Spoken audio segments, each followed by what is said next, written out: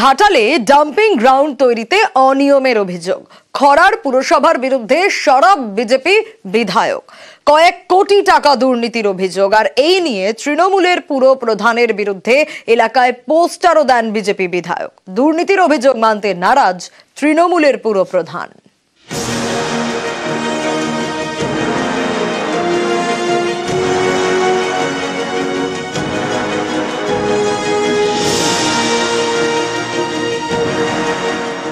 তৃণমূল পুরপ্রধানের বিরুদ্ধে বিজেপি বিধায়কের পোস্টার।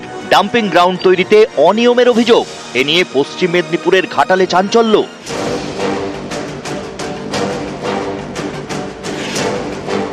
এই বিতর্কের সূত্রপাত ডাম্পিং গ্রাউন্ড তৈরি নিয়ে। বছর দুয়েক আগে কেন্দ্রীয় সরকারের খরচে ডাম্পিং গ্রাউন্ড তৈরির কাজ শুরু করে ঘাটালের খড়ার পুরসভা। অভিযোগ, সরকারি নিয়ম মেনে ডাম্পিং গ্রাউন্ড তৈরি করছে না পুরসভা। কারণ নিয়ম অনুসারে যেসব এলাকায় বন্যা হয় সেখানে ডাম্পিং গ্রাউন্ড করা যায় না।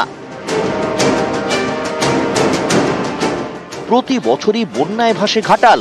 সেই এলাকায় ডাম্পিং গ্রাউন্ড তৈরি নিয়ে আপত্তি করেছেন স্থানীয়রাও। প্রচুর বন্যা হয়, প্রচুর বন্যা। এখানে দেখে দাঁড়িয়েছি, দু মানুষের বাইরে জল। আমরা আপত্তি করছি, ওরা বলছে তারে জাল দেবো উপরে, যাতে না বন্যার সময় ভেসে যেতে পারে। অবসর দিয়েছি। কেন্দ্রীয় সরকারি খরচে ডাম্পিং গ্রাউন্ড করছে তৃণমূল পরিচালিত পুরসভা। সেখানেই অনিয়মের অভিযোগ। এ নিয়ে ময়দানে বিজেপি। পৌরসভার যিনি চেয়ারম্যান রয়েছেন তিনি কোনো কথাই শুনছেন না। তিনি শুধুমাত্র দেখছে যে জানাতনের প্রকারে একটা কেন্দ্র সরকারের দেখে দেওয়া হবে যে আমরা একটা ডাম্পিং স্টেশন বানিয়েছি এবং 3 কোটি টাকা দেখা যাবে, তো 1/2 কোটি টাকায় কি 1 কোটি টাকায় কমপ্লিট হবে। বাকি 2 কোটি টাকা কোথায় নিয়ে যাচ্ছে, কিভাবে নিয়ে যাবে তার প্ল্যানিং করছে। অবৈধভাবে কাজ করার চেষ্টা করছে যাতে এটা বন্ধ করা হয়। ডাম্পিং স্টেশন করার যোগ্য জায়গা সেখানে যেন করা হয়। বিরোধী পক্ষ অনেক কিছুই বলবে, আমরা তো পরিষ্কার বলে দিলাম যে ওটা সরকার সিদ্ধান্ত নিয়েছে, আমাদের কিছু করার নেই। আর তাছাড়া আমাদের জায়গাও নেই। কেউ জায়গা দেবে? আমরা বিএলআরওকে দিয়ে সমস্ত আমাদের এলাকার জায়গা সার্চ করিয়েছি, ওর মতো জায়গা নেই।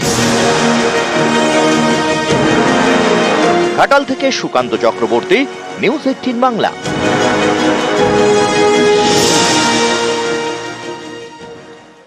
প্রধান শিক্ষককে হুমকি দিয়ে ঘুষ চাওয়ার অভিযোগ। বহরমপুর স্কুলের ঘটনা। ঠিক কি ঘটেছে আরো বিস্তারিত প্রণব জানাতে পারবে। প্রণব, ঠিক কি হয়েছে? চক্রের যিনি এসআই রয়েছেন অমৃতা বিশ্বাস, তার বিরুদ্ধে অভিযোগ প্রধান শিক্ষক রামেশ্বরপুর যে প্রাথমিক বিদ্যালয় রয়েছে সেই স্কুলের প্রধান শিক্ষক সঞ্জয় দত্ত ঘুষ চাওয়ার অভিযোগ। এবং সেই ঘটনা কিন্তু রীতিমতন ভাবে ভাইরাল হয়েছে এবং 30,000 টাকা করে 3 জন শিক্ষকের কাছে 90,000 টাকা চাওয়ার অভিযোগ এবং না দিলে তার বিরুদ্ধে ব্যবস্থা নেওয়া হবে বলে অভিযোগ। এবং এই এসআই তোমার অমৃতা বিশ্বাসের বিরুদ্ধে অভিযোগ, শিক্ষকদের সঙ্গে এইভাবে কিন্তু টাকা চায় এবং বিভিন্ন ভাবে তার সঙ্গে শিক্ষকদের সঙ্গে দুর্ব্যবহার করেন এবং যদি কেউ না দিতে পারে তার বিরুদ্ধে কিন্তু ব্যবস্থা নেয়। এবং তিনি নিজেকে প্রভাবশালী বলে কিন্তু দাবি করেন এবং সেই প্রভাবশালী দাবি করার কারণে কিন্তু ভয়ে মুখ খুলতে পারেন না।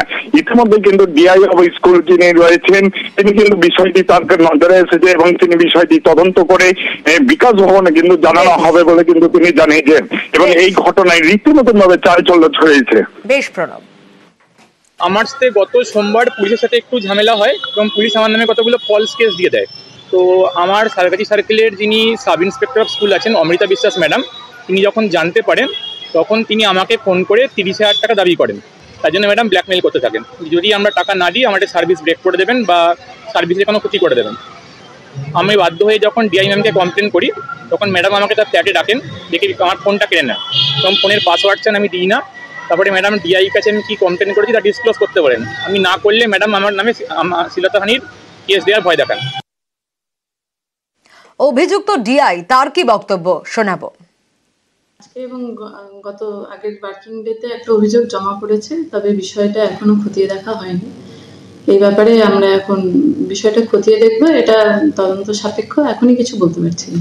এই রিসেন্টলি আমি যে অভিযোগটা পেয়েছি সেটা দেখছি, সেটা খতিয়ে দেখছি। অ্যাজ এ ডিআই রয়েছি, আমাদের কাউন্সিল, আমাদের চেয়ারম্যান স্যার রয়েছেন, কাউন্সিল রয়েছে, আমরা আধিকারিকরা, শিক্ষা আধিকারিক রয়েছে। এখানে ভয়ের কিছু নেই। আমরা একটা পড়াশোনার সুস্থ স্বাভাবিক পরিবেশ বজায় রাখতে চাইছি। এখানে কোনো কিছু ভয়ের কিছু নেই। এখানে আমরা যেটা রুলস অনুযায়ী যা হয় আমরা সেটাই ইমপ্লিমেন্ট করার চেষ্টা করি।